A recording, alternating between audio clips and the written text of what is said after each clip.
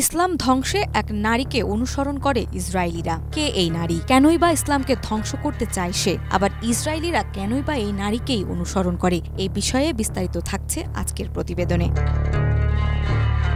ইসলামের প্রসার রুখে দিতে এক ভয়ঙ্কর নারীর পথ আজও অনুসরণ করে ইসলাম বিদ্বেষীরা, বিশেষ করে ইসরায়েল। ইসলাম ধ্বংসের বহু পরিকল্পনার জন্ম হয়েছে তার হাত ধরে। ইতিহাস সাক্ষ্য দেয়, ইসলামের যাত্রাপথে সবচেয়ে ভয়ঙ্কর প্রতিপক্ষদের একজন ছিলেন সেই নারী। তার ষড়যন্ত্র, বিদ্বেষ ও ঘৃণার ছায়া আজও স্পষ্টভাবে প্রতিফলিত হয় ইসলাম বিরোধী শক্তির নীল নকশায়। আর সেই নারী ছিলেন একজন প্রভাবশালী নাম উম্মে জামিল।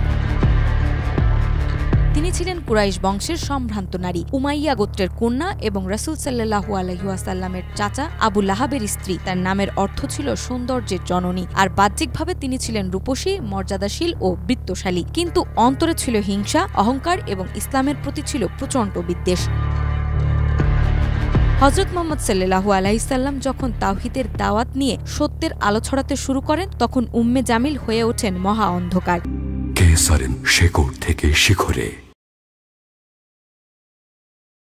রাসূল সাল্লাল্লাহু আলাইহি ওয়াসাল্লামকে নিয়ে গুজব রটানো, খাদিজা রাদিয়াল্লাহু তাআলা আনহুর মতো সম্মানিত নারীর বিরুদ্ধে অপবাদ ছড়ানো, এমনকি ইসলামের বিরুদ্ধে প্রচারণায় তিনি ব্যয় করতেন বিপুল অর্থ। সাহাবীদেরকে ভয় দেখানো এবং সর্বশেষ রাসূল সাল্লাল্লাহু আলাইহি ওয়াসাল্লামকে হত্যার পরিকল্পনা করেন তিনি। এই ষড়যন্ত্রে তার সঙ্গে ছিলেন স্বামী আবু লাহাবও। কিন্তু তাদের ষড়যন্ত্র ব্যর্থ হয়, আর তাদের জন্য নেমে আসে আল্লাহর কঠোর ঘোষণা। পবিত্র কোরআনের সূরা আল লাহাবে আবু লাহাব ও তার স্ত্রীর পরিণাম উল্লেখ করে বলা হয়, তারা জাহান্নামের অগ্নিতে পূর্বে। উম্মে জামিলের বর্ণনা দেওয়া হয়েছে গলায় খেজুরের রশি দিয়ে কাঠ বহনকারী নারী হিসেবে। এই সূরা শুধু একটি ঐতিহাসিক ঘটনা নয়, বরং সব যুগের ইসলাম বিদ্বেষীদের জন্য চিরন্তন হুঁশিয়ারি। যারা আজ ইসলামের বিরুদ্ধে প্রচার চালায়, অর্থ ব্যয় করে সত্যের পথ রুদ্ধ করতে চায়, তাদের জন্য এই আয়াত এক ভয়াবহ পরিণতির ঘোষণা।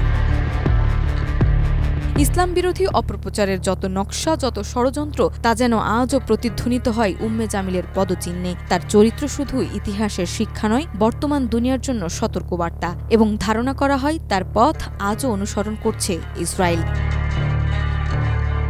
নাজমা, মাই টিভি।